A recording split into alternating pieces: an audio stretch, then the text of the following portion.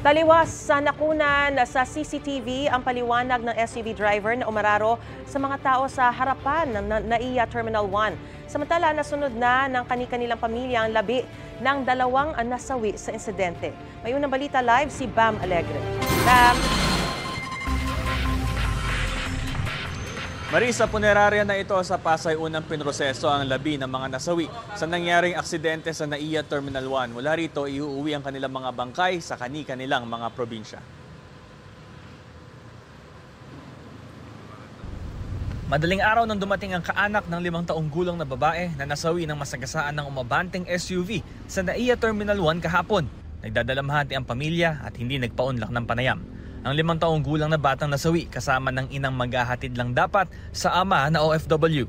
Hindi na umalis ang kanyang ama at ngayon mula rito sa Pasay, sinundo niya ang labi ng kanyang anak at iuuwi na sa Lipa City sa Batangas.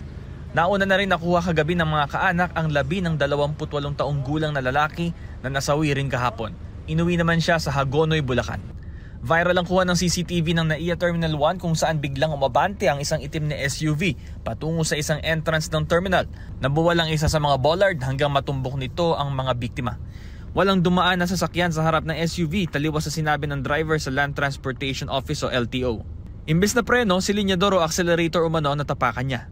Nakikiramay tayo dun sa gagong-gago na dun sa OFW na namatayan ng anak niya ngayon. Masakit, no? Masakit. Kausap ko yung father kanina, OFW siya, hinatid gang siya ng pamilya niya kasama yung anak niya. Tapos ito yung nangyari. Bukod sa 2 namatay, 3 ang sugatan at dinala sa ospital kasama sa kanila ang nanay ng nasawing bata.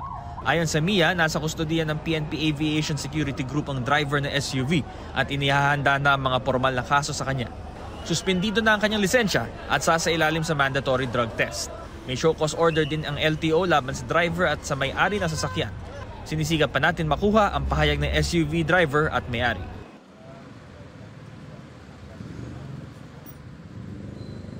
Maris, narito rin kanina ang OWA para magbigay ng assistance sa OFW na ama ng batang babae.